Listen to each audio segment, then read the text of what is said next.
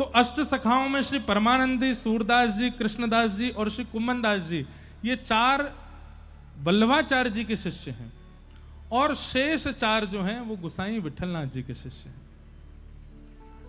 तू अपनो श्रृंगार करत है, तू अपनो श्रृंगार करत है, ये दर्पण हाथ दिखावत है, दर्पण हाथ दिखावत है। कुंभन दास लाल गिरधर के, कुंभन दास लाल गिरधर के, ये तो तेरे ही हाथ बिकावत है, तो तेरे ही हाथ बिकावत है। तू है सखी बड़ भाग बड़े,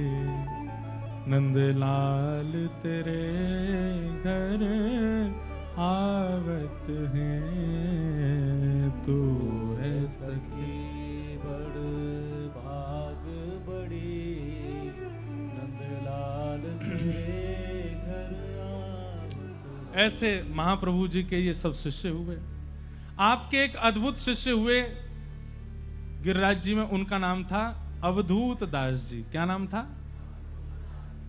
ये श्री अवधूत दास जी, इनकी स्थिति को महाप्रभु जी पहचान गए थे और ऐसी आज्ञा दे दी जो आज्ञा सुनकर के सबके चित्त में संशय उत्पन्न हो गया। महाप्रभु जी ने अवधूत दास जी को देख करके उनकी चित्तवृत्ति को समझ लिया और आपने अपने रसोईया श्री श्रीनाथ जी के रसोईया को आज्ञा कर दी कि अवधूत दास जब जब भोग मांगे, प्रसाद मांगे, इसको दे देना। तो अवधूत दास जी बोले ठीक है। तो अवधूत दास जी गए और जाकर के प्रसाद मांगने लगे रसोई में।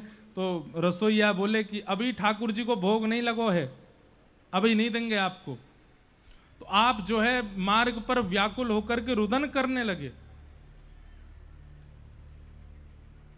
महाप्रभु जी ने जब देखा तो महाप्रभु जी ने भीतर आके रसोईया से आज्ञा करी, हमने कहा था ना कि जब जब मांगे तब तब दे देना।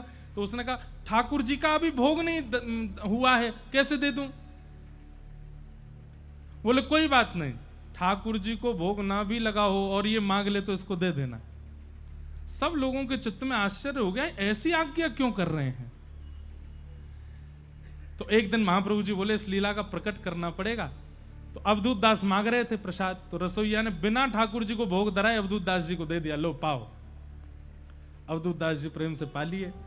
रसोईया और सब मंदिर के भीतरियाओं ने जब प्रसाद ले जाकर के श्री जी बाबा के सामने पधराया तो श्रीनाथ जी अपने पेट पे हाथ फेरने लगे। बोले जय जय कहा भय हो? बोले मेरो पेट तो भर गो।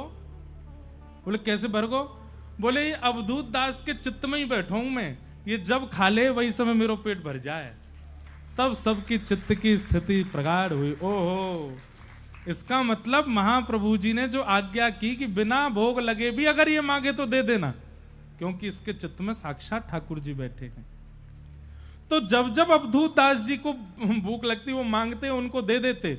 उसके बाद में ठाकुर जी के सामने तो केवल पधराया जाता, बाकी सबको पता होता था ठाकुर जी का पेट तो भर गया, क्यों? अवधूत दास ने खा लिया है।